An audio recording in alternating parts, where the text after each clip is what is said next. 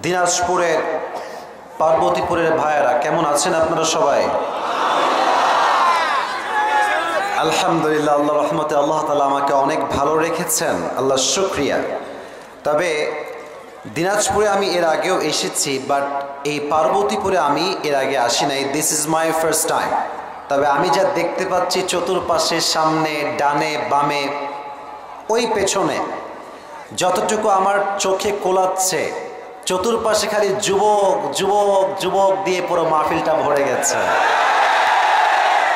কষ্ট পেলে, দুঃখ পেলে মানুষকে আগে নয়, পরিবারকে আগে নয়, বউকে আগে নয়, বন্ধুকে আগে নয়, আমার সব কষ্ট তাহাজ্জুদের জায়নামাজে আমি বলবো এক সত্তাকে। বলেন সবাই হাত তুলে, তিনি কে? আজ আমরা তাফসীর পেশ করব 30 নম্বর পারার থেকে। বলতে হবে সবাইকে, কত নম্বর পারা? মাশাআল্লাহ, সাউন্ড পাচ্ছি। কত নম্বর পারা? সূরাটা হচ্ছে 94তম সূরা। সূরাটার নাম হচ্ছে সূরাতু আলাম নাশরাহ। এই সূরাটা হচ্ছে মাক্কি সূরা। দিনাজপুরের ভাইরা, মাদানী না মাক্কি? এই সূরার রুকু সংখ্যা হচ্ছে মোট 1টা। বলেন সবাই, কয়টা? আর আয়াত সংখ্যা হচ্ছে মোট 8টা। বলেন সবাই, কয়টা? 8টা।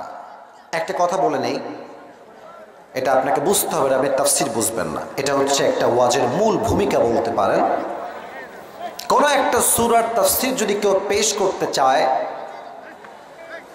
there are 5 things that is most important to talk about. 5টা বিষয়ের কথা আপনাকে বলতেই হবে।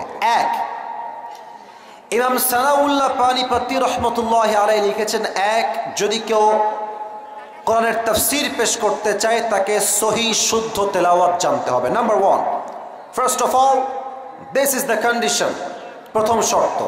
2, রাইট ট্রান্সলেশন, সঠিক তর্জমা জানতে হবে।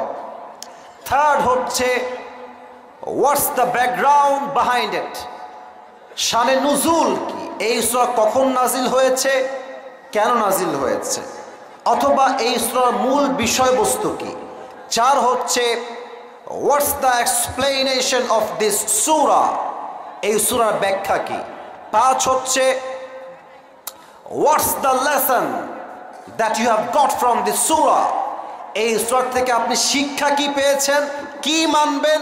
এটা না জানলে একটা সূরার তাফসীর কখনো সম্পূর্ণ করা যায় না, ঠিক কিনা বলেন? আসুন আমরা প্রথম অংশে চলে যাই, সহিহ তেলাওয়াত। আমি তেলাওয়াত করছি, কোনো শব্দ শুনতে চাই না, তেলাওয়াত শুনবেন দিল থেকে। আউযু বিল্লাহি মিনাশ শাইতানির রাজীম। বিসমিল্লাহির রহমানির রহিম। ألم نشرح لك صدرك ووضعنا عنك وزرك الذي أنقض ظهرك ورفعنا لك ذكرك فإن مع العسر يسرا إن مع العسر يسرا فإذا فرغت فانصب وإلى ربك فارغب। الله أكبر। সঠিক তেলাওয়াত। ট্রান্সলেশন, তরজমা। আলাম নাশরাহ লাকা সাদরাক, O my prophet, did I not open your heart? আমি কি আপনার বক্ষদেশকে প্রশস্ত করে দেই নাই? আমি কি আপনার হৃদয়কে খুলে দেই নাই? ওয়াদানা আনকা উযরাক, we have removed the pain from your backside. আপনার পিঠে যেই বোঝা ছিল সেই বোঝাকে হালকা করে দিয়েছে একজন। আওয়াজ দিয়ে বলেন তো সবাই, তিনি কে? আল্লাযী আনকাদা যাহরাক, which had weighted upon your back, যেই বোঝা, যেই চিন্তা আপনার পিঠকে ভারী করে তুলেছিল, সেই বোঝাকে নিমিষেই দূর করে দিয়েছে একজন রব। দিনাজপুরের ভাইরা বলেন তো সেই রব কে? এত আস্তে আল্লাহর নাম বললেন গো। সেই রব কে? আল্লাহ আমার রব, আল্লাহ আমার রব, দমে দমে তনু মনে তারি অনুভব। সুবহানাল্লাহ পড়ে সবাই। তোমার দুনিয়াতে আমি যেদিকে তাকাই, অথই নিয়ামতে ডুবে আছি সবাই। পাক পাখালির কণ্ঠে শুনি তাসবিহ করো রব, তাসবিহ করো রব, আল্লাহ আমার রব, এই রবই আমার সব। রব কে? ওয়া রাফা'না লাকা যিকরাক। Oh my prophet, I have dignified your status high, very high and highest big. ও নবী, আপনার সম্মানকে আমি আল্লাহ তাআলা আকাশ বাতাস ঝাঁপিয়ে সাত আকাশ কাঁপিয়ে আপনার মর্যাদা আমি আল্লাহ তাআলা আরশ পর্যন্ত পৌঁছে দিয়েছি। দিনাজপুরে সুবহানাল্লাহ হয় নাই তো পড়েন না সুবহানাল্লাহ। একবার সুবহানাল্লাহ পড়বেন, জান্নাতে একটা গাছের মালিক হয়ে যাবেন। এই যে একটা গাছের মালিক হয়ে গেছে, আরেকবার কোন সুবহানাল্লাহ, আরেকবার কোন সুবহানাল্লাহ। فإن مع العسر يسرا إن مع العسر يسرا. Oh my prophet, indeed with every hardship there is ease. Indeed and verily with every hardship there is ease. If you have the sadness, then also at the same time you have the peace of your mind. কষ্ট আছে যেখানে, স্বস্তিও আছে সেখানে। সুবহানাল্লাহ পড়েন সবাই, আপনারা সবাই। فإذا فرغت فانصب وإلى ربك فارغب. নবী হে, আপনি যখন অবসর হয়ে যাবেন সময় নষ্ট করবেন না। ডোন্ট ওয়েস্ট ইউর টাইম, অপচয় করবেন না সময়কে। লাস্ট ওয়া ইলা রাব্বিকা ফারগাব। যখন জীবনে কোনো কষ্ট আসবে, দুঃখ আসবে, বউকে আগে বলবেন না। আরে ভাই, বিবাহিতরা রাগটা করেন না, আজকালকার বউরা কিন্তু খুব বেঈমান। যত দিবেন সারা জীবন দিয়ে দিবেন, রাতে এসে বলবে তুমি আমাকে কি দিলা, তোমাকে বিয়ে করে আমার জীবনটাই শেষ হয়ে গেল। আবার অনেক বইয়ের একটা কমন ডায়লগ আছে, তোমার সংসার আমি বলে করছি, অন্য কেউ হলে এই সংসার করতো না।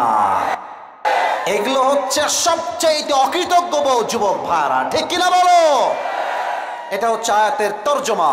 3 হচ্ছে আয়াতের মূল মেসেজ কি? মূল মেসেজ হচ্ছে একটা, এদিকে তাকান, হাত দেখেন। মূল message, never lose hope, never be frustrated. যত গুনাহ হয়ে যাক, যত বিপদ আসুক, ভরসা হারানো যাবে না। বিপদে আপদে কষ্টে দুঃখে ভরসা করবেন এক সত্তাকে। আপনারা চান না এই মাহফিলটা ঐতিহাসিক হয়ে থাক? চাই না আমরা সবাই? আরে মিয়া, সাউন্ড দিবেন এমন সাউন্ড পুরো দেশের প্রত্যেকটা জেলার মানুষ বুঝবে দিনাজপুরের সন্তানরা এরা বিড়ালের বাচ্চা নয়, সব সিংহের বাচ্চাগুলো আমার সামনে বসে আছে। বলেন তো সবাই, দুঃখে কষ্টে ভরসা কার উপরে? আসল কথার মূল ধারাবাহিকতায় ঢুকে যায়। এখানে এমন কেউ কি আছেন যে বলতে পারবেন যে হুজুর আমার জীবনে কোনো গুনাহই নাই? এখানে এমন কেউ কি আছে যে জীবনে কোনো গুনাহ নাই? আছে আছে আছে আছে, কেউ নাই। আমি আসিফ যতই ওয়াজ করি, আমি যে কত বড় গুনাহগার, আমি যে কত বড় জালেম, পৃথিবীর কেউ না জানলেও আমার গুনাহের খবর রাখে একজন, তিনি কে? পৃথিবী না জানুক আমি তো জানি, আমি কি পাপ করেছি হায়। আমার পাপের করলে বিচার, বাঁচার আমার নাই উপায়। দয়াময় প্রভু মাফ করো আমায়, মাফ করো আমায়। পড়া আমিন। আল্লাহ তাআলা বলছেন, আলাম নাশরাহ লাকা সাদরাক ওয়া ওয়াদানা আনকা ওয়িজরাক আল্লাযী আনকাদা যাহরাক। ও নবী, আপনার যেই বুকটা আছে এই বুকে সাহস দিয়েছে একজন। আওয়াজ দিয়ে বলেন তো সবাই, তিনি কে?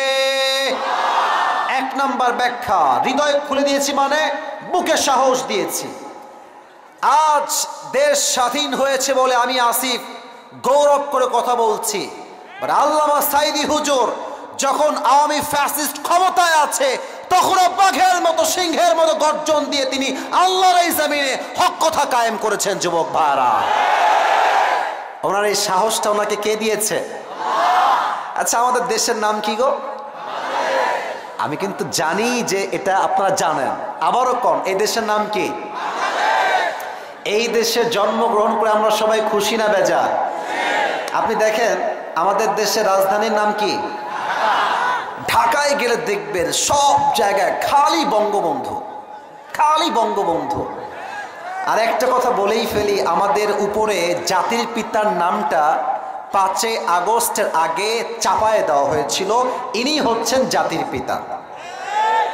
কিন্তু আমরা এখন আর বলতে ভয় পাই না, আমাদের কথাই স্পষ্ট, মুসলমানদের জাতির পিতা বঙ্গবন্ধু নয়, মুসলমানদের জাতির পিতা ইব্রাহিম আলাইহিস সালাম, দিনাজপুরের ভাইরা। ভয় লাগে নাকি বলতে? বুকে সাহস লাগবে, এটাই হচ্ছে আয়াতের ব্যাখ্যা, সাহস লাগবে। আচ্ছা দেখেন, আল্লামা সাঈদী হুজুরকে বলা হলো রাজাকার, এবং তার বিরুদ্ধে কোর্টে, যুবকরা তোমার খবর রাখো, তোমাদের জানতে হবে ইতিহাস, বাস্তবে তোমাকে বুঝতে হবে, তবে তুমি দিন কায়েমের কাজ করতে পারবা। হুজুরকে ট্যাগ দেওয়া হলো রাজাকার, মিথ্যা সাক্ষী আনা হলো, তারাও বললো ইয়েস, ওনাকে আমরা দেখেছি, উনি মুক্তিযোদ্ধার এই অবস্থানে বিপক্ষে অবস্থান নিয়েছে, ওনাকে রাজাকার বলা হলো। বাট উনি বীরের মতো বলেছিলেন, আমাকে রাজাকার প্রমাণ করতে না পারলে 10 কোটি টাকার মানহানি মামলা করব, আর যদি আমাকে কেউ রাজাকার বলে তা প্রমাণ করতে না পারে, বুঝতে হবে সেই সন্তান পিতৃ পরিচয়হীন অবৈধ সন্তান। যুবক ভাইরা, কি প্রমাণ হয়েছে? উনি একজন একনিষ্ঠ দায়ী ছিলেন, মুক্তিযোদ্ধার স্ববিরোধী তিনি সত্যি নন, তিনি মুক্তিযোদ্ধার পক্ষের সন্তান ছিলেন। যুবক ভাইরা, আচ্ছা, মিজানুর রহমান আজহারীর নাম শুনছেন না? বেচারা কি যে জুলুমের শিকার হয়েছে। আমাদের যে ধর্মমন্ত্রী, উনি এসেই বললেন যে আজহারী হচ্ছে জামাতের প্রোডাক্ট, মনে আছে? আচ্ছা, আর একটা বিষয় দেখেন, আমরা হুজুররাই হচ্ছি হুজুরদের সবচেয়ে বড় শত্রু। আপনারা এই কথা আসতে ঠিক বললেন কেন? এই যে মাইক, এই যে 2টা মাইক দেখছেন না, এটা বড় দামি জিনিস। মিডিয়া এখানে কয়টা? 1টা 2টা 3টা 4টা 5টা 6টা 7টা 8টা, এই মোটামুটি 15টা বা 12টা আছে। এখানে 12টা লাগবে না, একটা ক্যামেরার শক্তি এত বেশি, পুরো দেশকে তোলপাড় করতে পারে এইটা একটাই।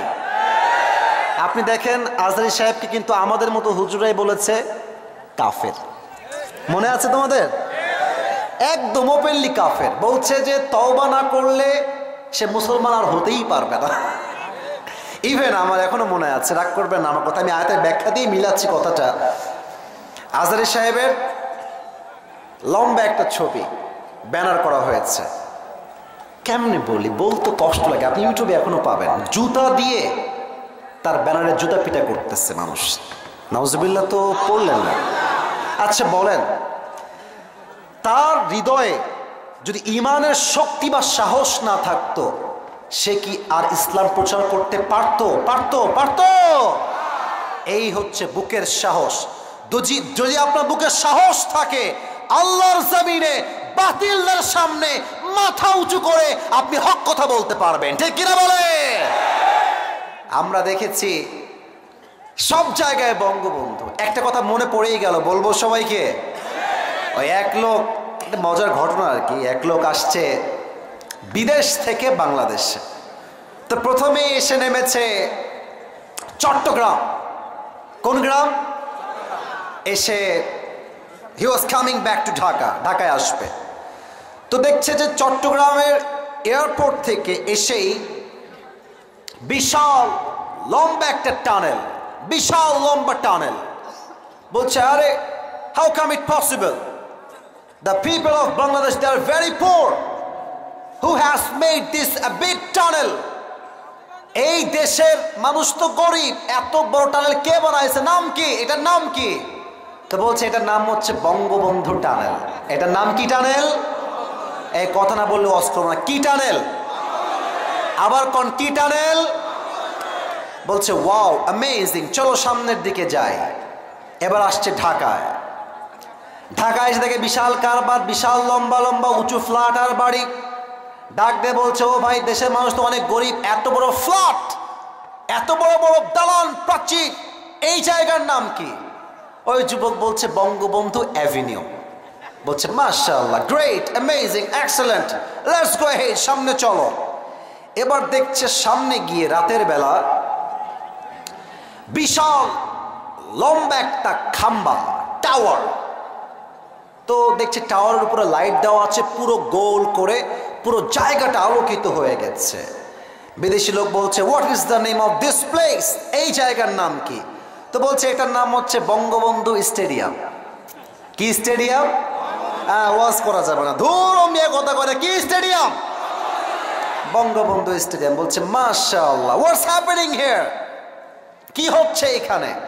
তো বলছে স্যার, এখানে একটা ফুটবল খেলা চলছে, এটার নাম হচ্ছে বঙ্গবন্ধু গোল্ড টুর্নামেন্ট। বলছে তাই নাকি, ফুটবল খেলা? Let's go and watch it together and enjoy together, চলো আমরা দেখি, মজা করে আসি। এবার দিনাজপুরে ভাড়া কন, খেলা হইলে ক্রিকেট খেলা বা ফুটবল খেলা, দুই দল তো থাকে, হার জিত আছে না? এক দল হারলে আরেক দল, আরেক কথা কন, এক দল জিতলে আরেক দল, আরেক দল হারলে আরেক দল। ওই লোকটা নিয়েছে বঙ্গবন্ধুর সাপোর্ট, যে আজ আমি হব বঙ্গবন্ধু দলের লোক, আমার টিমই জিতবে আজকে। কিন্তু ভাগ্য খারাপ হইলে যা হয়, বঙ্গবন্ধু দল গেছে হেরে। তো দেখবেন যে মাঠে খেলা হচ্ছে, রেফারি বাঁশি দিচ্ছে, আর দৌড়াও, গোল হবে। ডানেও দর্শক এক দল, বামের দর্শক আর এক দল। তো যে দেখবেন যেই দল হেরে যায়, মানুষ খেপে যায়, মার শালাকে ধরে, মারে ইট, জুতা, পাটকেল, কেউ ডিমও মারে, মারে না? তো বঙ্গবন্ধু দল গেছে সেদিন হেরে, আর বিদেশি লোক তো আছে এই ডানের গ্যালারিতে, বঙ্গবন্ধু দলের গ্যালারিতে, আর লোকজন গেছে খেপে, মার মার ইট। এখন ওর কপাল খারাপ, একটা ইট মারছে এক যুবক, ওর মাথায় এসে ঠাস করে লাগছে, এক বাড়িতে কাইত, অজ্ঞান হয়ে গেছে। 2 ঘন্টা কোনো হুঁশ নাই। 2 ঘন্টা পর চোখ খুলেছে, আবজাব যা দেখা যায় না। ডাক দিয়ে বলছে ভাই আমি কোথায়? আরেক লোক বলছে ভাই আপনি এখন আছেন বঙ্গবন্ধু হসপিটালে।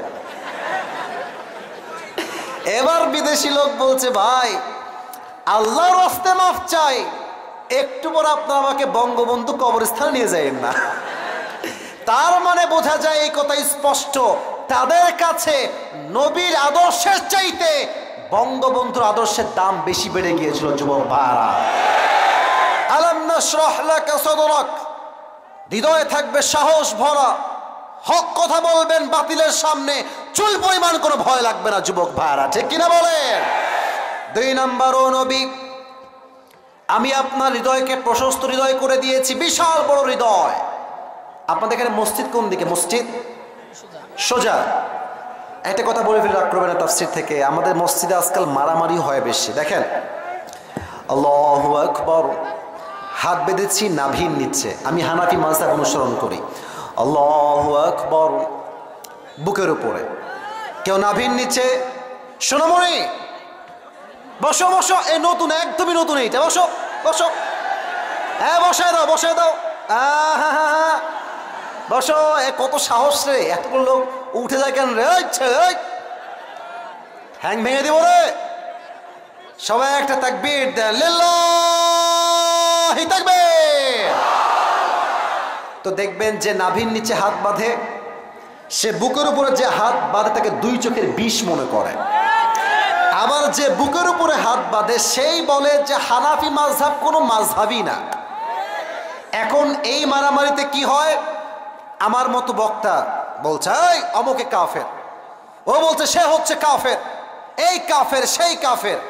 এই করতে করতে আমাদের মাঝে এতটা বিভেদ তৈরি হয়েছে, কাফেররা মুসলিম ধর্মে বিজয় অর্জন করছে। যুবক ভাইরা ঠিক কিনা বলে?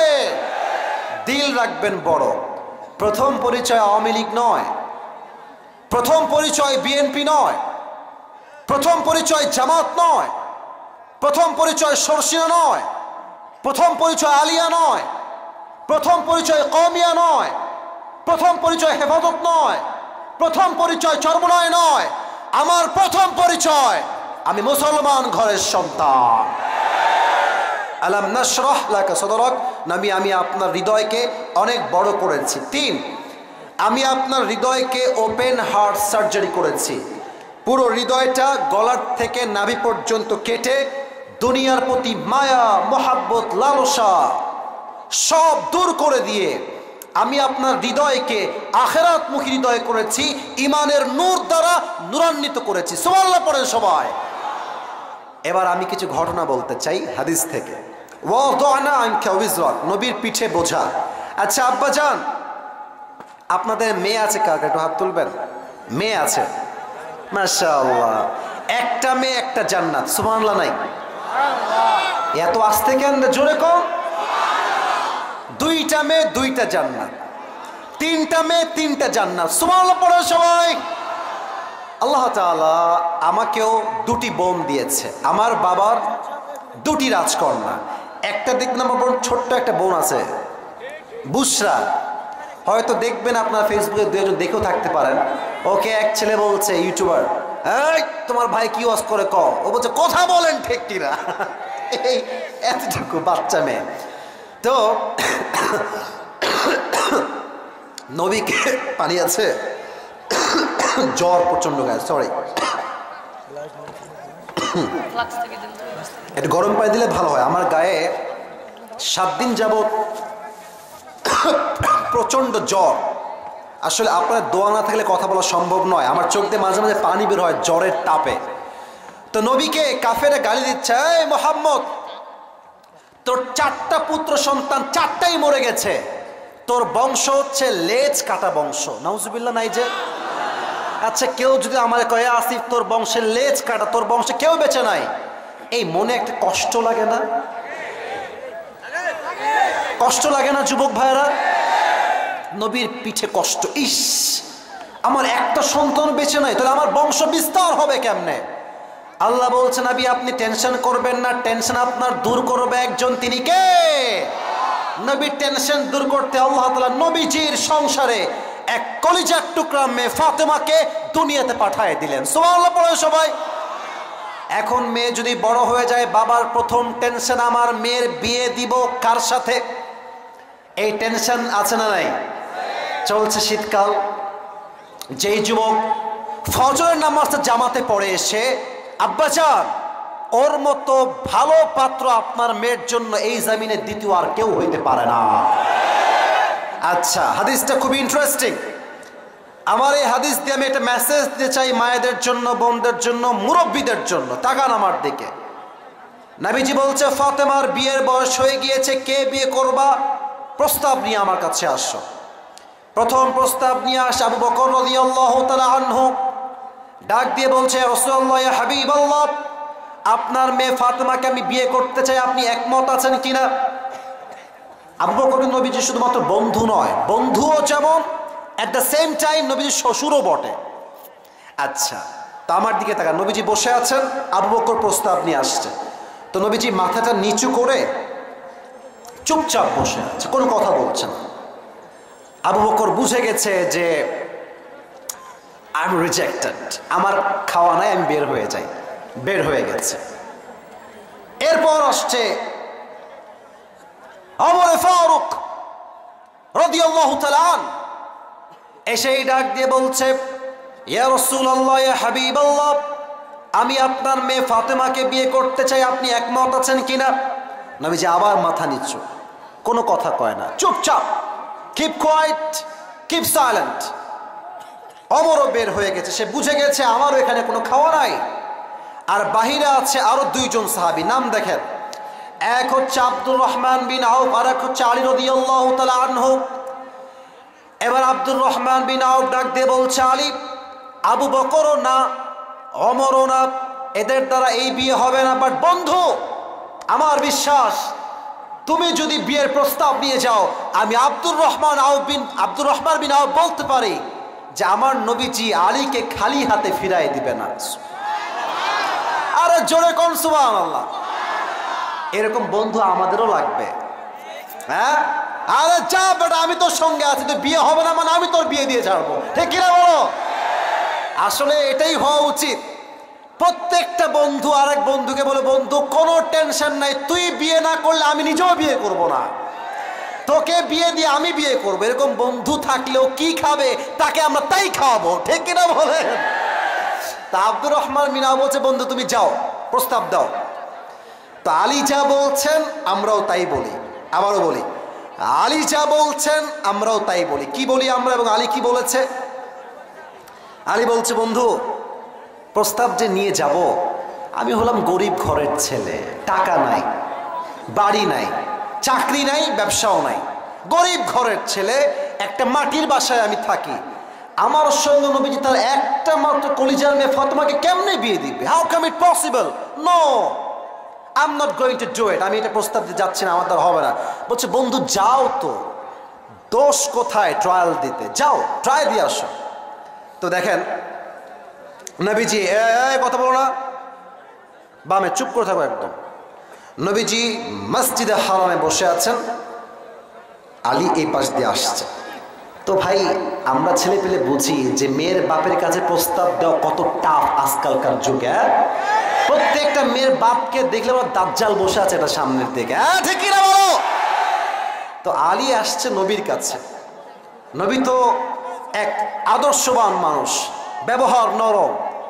আলী একবার এই দিয়ে এসে ওই পার দিয়ে বের হয়ে যায়, এই পার দিয়ে এসে এই পার দিয়ে বের হয়ে যায়, নবীর সামনে আর আসে না। কারণ প্রস্তাব দিবে কেমনে, লজ্জায় তো বাঁচে না, কেমনে প্রস্তাব দেওয়া যায়? অবাক করা বিষয় হচ্ছে দিনাজপুরের ভাইয়েরা, আলী আসার আগেই আল্লাহ তাআলা জিব্রাইলকে পাঠিয়েছেন। জিব্রাইল ডাক দিয়ে বলছে, ইয়া রাসূলুল্লাহ, ইয়া হাবিবাল্লাহ, এই মুহূর্তে আলী আপনার কাছে আসবে ফাতেমার বিয়ের প্রস্তাব নিয়ে। সুবহানাল্লাহ। নবীজি বলছে, এই আলী, কাইফ, স্টপ, কই যাও তুমি? বারবার এদিকে এদিক ত্রিং ব্রিং করো কেন? এদিকে এসো। তো আলী ভয়ে থর থর থর থর করে কাঁপছে। কিভাবে বলবো নবী ফাতেমাকে বিয়ে করতে চাই, ভয়ে থর থর করে কাঁপছে। তো নবীজি অভয় দিলেন, সুযোগ দিলেন, চান্স দিলেন, বসো বসো, কি হয়েছে তোমার, কি বলতে চাও? বলছে, নবী আমি আপনার মেয়ে ফাতেমাকে বিয়ে করতে চাই, আপনার মতামত কি? তো বুঝে থাকলে বলবেন, নবীজি আগের দুইবার কি ছিলেন? চুপ, মাথা নিচু, চুপ, কোনো কথা বলেন নাই। নবীজি এইবার মাথা রাখলেন উঁচু, ফেস টু ফেস বললেন, আলী ইনশাআল্লাহ। কি আল্লাহ? জোরে বলতে হবে, কি আল্লাহ? আলী আবার ইনশাআল্লাহ অর্থ বোঝে নাই, বের হয়ে গেছে, মনটা খারাপ। ধরো, আমিও রিজেক্ট খেয়ে গেলাম, আবু বকরও নো, ওমরও নো, আমিও নো। আর ওই যে বন্ধু আব্দুর রহমান বিন আউফ বাহিরে দাঁড়ায় আছে, বন্ধু বুঝে গেছে মায়ের কপালে আজকে আমার আছে, কারণ আমি তো পাঠাইছি, প্রস্তাব তো না হয়ে গেছে। তো একবার দৌড় দিয়ে আবার আসছে, ডাক দিয়ে বলছে, আলী কি হইল বন্ধু, কিছু কি হইছে? আলী বলছে, বন্ধু তুমি তো আমার এই জিনিসটা করলা, আমি তো রিজেক্ট খেয়ে আসলাম। তা আব্দুর রহমান বিন আউফ বলছে, না বন্ধু, কনফিডেন্স আমার খুবই হয়, এটা হইতেই পারে না, আমি বিশ্বাস করি না। তো বলছে যে কিছুই কি বলে নাই নবীজি, কিছুই কি বলে নাই? তো আলী মনটা খারাপ করে বলছে যে হ্যাঁ বলেছে, নবী শুধু বলেছে ইনশাআল্লাহ, আর কিছুই বলে নাই। আব্দুর রহমান বিন আউফ বলছে, আরে বেটা, নবীর ইনশাআল্লাহ মানে তো বিয়ের অর্ধেক ডান হয়ে গেছে। এর কারণটা হাদিস বলে দিচ্ছি। হাদিসে আসছে, বিয়ের ক্ষেত্রে মেয়ে যদি ইয়েস নাও বলে, একটু মিটি মিটি মুচকি হাসি দেয়, আপনাকে বুঝতে হবে দাল মে কুছ কালা তো জরুর হ্যায়। আমার বড় বোন আছে, নাম হচ্ছে নাজিয়া। আমার বড় বোনের যখন বিয়ে হয়, আমার এখনো মনে আছে, আমি তখন খুব বড় ছিলাম না, কিছুটা ছোট, বাট বুঝ ছিল। পাত্র আসলো একটা, আপনাকে ডাক্তার করছে না তোমার কথায় ভাই, আমি কিন্তু আয়াতেই আছি, বাট হাদিসে এখন ব্যাখ্যা দিচ্ছি। এক পাত্র আসলো, দেখলাম যে মাশাআল্লাহ চাপদাড়ি, পাঞ্জাবি পরে আসছে, তারপর হচ্ছে যে কাবলি পাঞ্জাবি আছে না, কাবলি পাঞ্জাবি পরে আসছে, কাবলি পায়জামা পাঞ্জাবি। আমার এখনো মনে আছে পাত্রর চেহারা সত্যি খুবই সুন্দর, অনেক সুন্দর চেহারা, তাগড়া যুবক, ভেরি হ্যান্ডসাম গায়। বাসায় আসলো, আমি নিজে রিসিভ করে বাসায় ঢুকালাম। দেখলে মনে হবে মাশাআল্লাহ यार ये तो जन्नत से भाग के दुनिया में आई है माशाআল্লাহ। আমি আব্বাকে বললাম, আব্বা এই পাত্র কনফার্ম এটাই ভালো, এর চেয়ে ভালো আর পাওয়া যাবে না। ও মা, পরে গিয়ে শুনলাম তারা বলছে যে আমরা যৌতুক ছাড়া বিয়েতে সামনে আগাতে পারবো না। তো গুল্লি মারি বিয়ের জবাব। কথা বলেন ঠিক আছে কিনা, বলেন কথা ঠিক আছে। যেই ছেলে আমার বোনকে বিয়ে করতে যৌতুক চায় তার মুখে জুতার বাড়ি।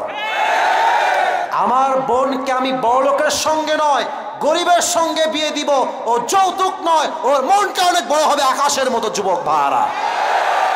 অতএব যারা আমার বোনের বিয়ের জন্য যৌতুক চায় তাদের মুখে কিসের বাড়ি, আর কতক্ষণ কিসের বাড়ি।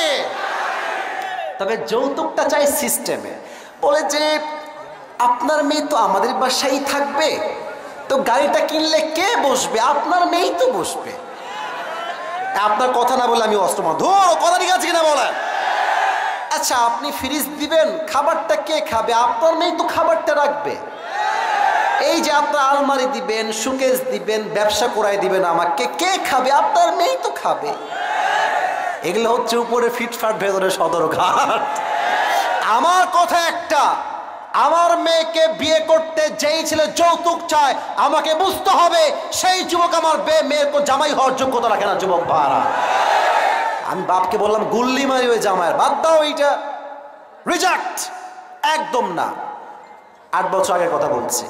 আচ্ছা, পরে আরেকজন পাত্র আসলো, জেনারেল ব্যাকগ্রাউন্ডের, ইংরেজি পড়ায়, খুব ভালো মানুষ মাশাআল্লাহ, চাপ দাড়িও আছে।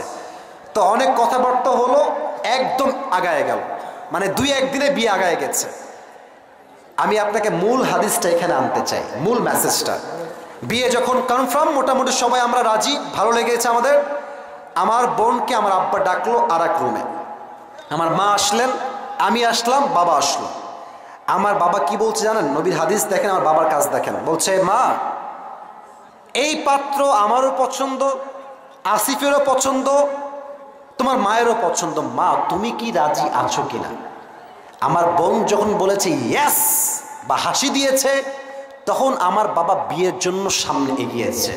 নবী ইনশাআল্লাহ কেন বললেন, কারণ নবীজি ফাতেমার থেকে এখনো পারমিশনটা নিয়ে আসেন নাই।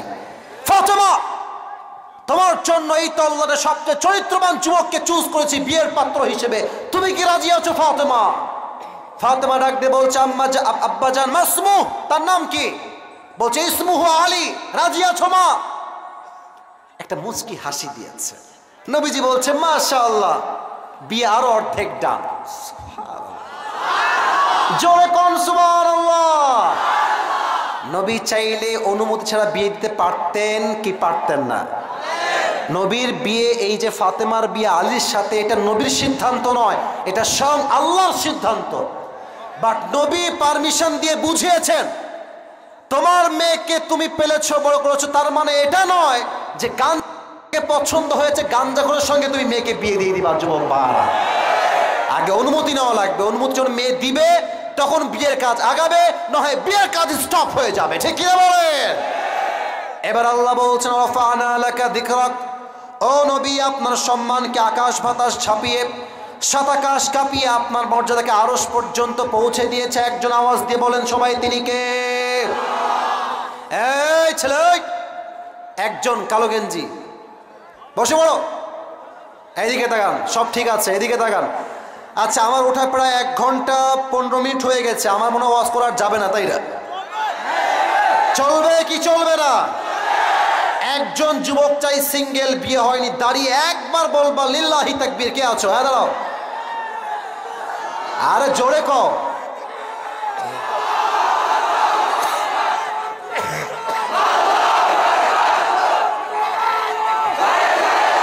তোমাদের কারো বিয়ে হবে না, তোমরা বসে পড়ো, সাউন্ড নাই। আরে মে কাশি দেন না, লিল্লাহ নবীর সম্মান বলেন তো সবাই কম না বেশি? নবীর উম্মত হতে পেরে আমরা সবাই খুশি না বেজার? আমার চারিদিকে তাই, এখন আমার হাতে এই যে লম্বা কালো কালো দেখা যায়, এটার নাম কি? দাড়ি। দাড়ি রাখলে অনেকের চুলকায়, তাই না? শোনেন একটা কথা বলি, দাড়ি সবার, এইদিকে দেখেন সবার দাড়ি আছে মোটামুটি মাশাআল্লাহ। দাড়ি যে রাখে সে কাপুরুষের সন্তান নয়, সে বীর পুরুষের সন্তান। যুবক ভাইরা আবার বলেন তো, আমার নবীর মুখে দাড়ি ছিল কি ছিল না? আমার নবী দেখতে কি কম সুন্দর ছিলেন না বেশি সুন্দর ছিলেন? আমার নবীর মতো সুন্দর কি এই তল্লাটে আর কেউ হতে পারে?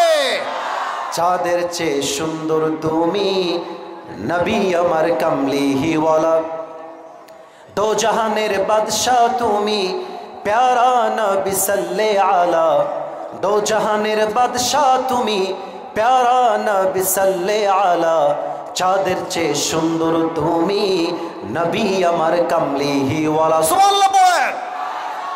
অতএব যেই মেয়ে তোমাকে বলবে তোমাকে দাড়ির জন্য বিয়ে করতে চাই না, স্পষ্ট ভাষায় বলবা যে আমাকে দাড়ির জন্য বিয়ে করতে চায় না, সে আমার বউ হওয়ার কোনো যোগ্যতাই রাখে না। যুবক ভাইরা, আর যে আমাকে আল্লাহ নবীর সুন্নাহ অনুযায়ী দাড়ি রেখে বিয়ে করতে চায় সে আমার বউ হওয়ার যোগ্যতা রাখে। যুবক ভাইরা ঠিক কিনা বলো?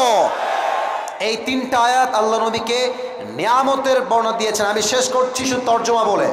5 এবং 6 নাম্বার আল্লাহ দিয়েছেন সান্ত্বনা। কি না? ফাইন্না মাল উসরি ইউসরা, ইন্না মাল উসরি ইউসরা। এর অর্থ হচ্ছে, আপনারা বলবেন, আমি রিপিট করছি, কষ্টের সাথেই আছে স্বস্তি। বলেন সবাই, কষ্টের সাথেই আছে। অতএব ভরসা করতে হবে একজনকে, তিনি কে? সর্বশেষ, ফাইদা ফারাগতা ফানসাব ওয়া ইলা রাব্বিকা ফারগাব।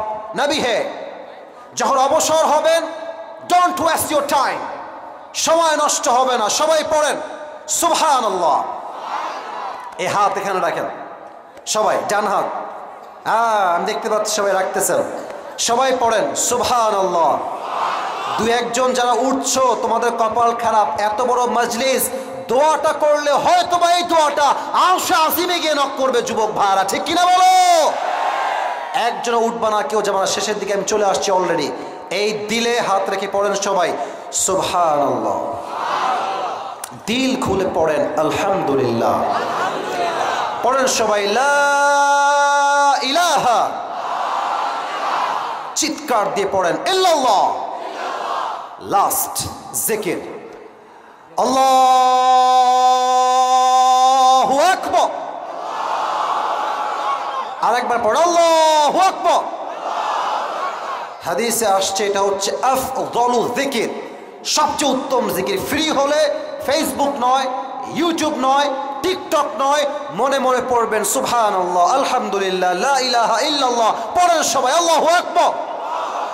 শেষ মেসেজ নবী হে, কষ্ট দুঃখ আসলে মানুষকে আগে নয় বলবেন, এক সত্তাকে আওয়াজ দিয়ে বলেন সবাই, তিনি কে?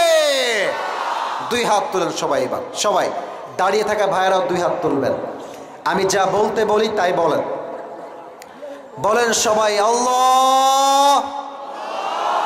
ভাই দিল খুলে আল্লাহকে ডাকেন। বলেন সবাই আল্লাহ, আজ আমি তোমার শাহী দরবারে তওবা করছি। চিৎকার দিয়ে ডাকেন আল্লাহ, তুমি তুমি আমার জীবনের সমস্ত গুনাহ মাফ করে দাও। না, দিল খুলে বলেন মাফ করে দাও। সকলেই পড়া আমিন। হাত রাখেন। বলেন সবাই আল্লাহ। আবার বলেন আল্লাহ, আমি নিয়ত করছি আজ থেকে 5 ওয়াক্ত নামাজ আর কখনো, ওইদিকে সাউন্ড নাই, ওইদিকে সাউন্ড পাচ্ছি না, আর কখনো ছাড়বো না। দিল খুলে বলেন ইনশাআল্লাহ। এটা আমার শেষ ওয়াদা। হাত রাখেন, শেষ কথা বলেন। হাত উপরে রাখেন, শেষ কথা বলেন। হুজুর, আমরা ওয়াদা করলাম, আপনাকে ওয়াদা করলাম, দোয়া না করে আমরা কেউ উঠে যাব না। এই যে এমনি উঠে যাব না। সবাই বলেন ইনশাআল্লাহ। এবার যদি কেউ উঠে যান সে মুনাফিক হয়ে যাবেন। লা ঈমান আলাহ লিমান লা আমান আলাহ, যার কথা ঠিক নাই তার ঈমানের ঠিক নাই। যুবক ভাইরা ঠিক কিনা বলো? মাদ্রাসার ছাত্ররা এখন রুমাল নিয়ে যাবে, আপনার পকেটে যা যা আছে ভাড়ার টাকা বাদ দিয়ে সব দান করবেন। রাজি আছেন তো সবাই ইনশাআল্লাহ? আর রুমাল নিয়ে যে যাবে এরই মাঝে আমি পুরস্কার দিব, সবাই একটা তাকবীর দেন, লিল্লাহি তাকবীর। রুমালওয়ালা বের হয়ে যাও, রুমালওয়ালা যদি থাকে বের হয়ে যাও। রুমাল ব্যাগ যা আছে এই তো সব রেডি আছে। এটাই দিনাজপুরের মানুষ, কাজেও এক কর্মঠেও এক, ঠিক কিনা বলে? আমার দিকে তাকান সবাই। আমি বলে দিচ্ছি, আমি পুরো তাফসীরকে 2 মিনিটে বলবো। এখন যে পুরস্কার পেতে চাও বি অ্যাক্টিভ রাইট নাও, এখনই প্রস্তুত হয়ে যাও। শেষ একটা তাকবীর দেন, লিল্লাহি তাকবীর। আজ কোরআন থেকে আমরা কত নাম্বার পারার তাফসীর শুনেছি? এটা মিডিয়ায় যাবে, কথা হবে বাঘের মতো। বলেন সবাই কত নাম্বার পারা? সূরাটা হচ্ছে 94তম সূরা। কত নাম্বার সূরা? সূরাটার নাম হচ্ছে সূরাতু আলাম নাশরাহ। এই সূরার আয়াত সংখ্যা মোট কয়টা? রুকু সংখ্যা কয়টা? এখন সবাই বলেন, পরে একজনকে দিব সুযোগ। বলেন সবাই রুকু সংখ্যা কয়টা?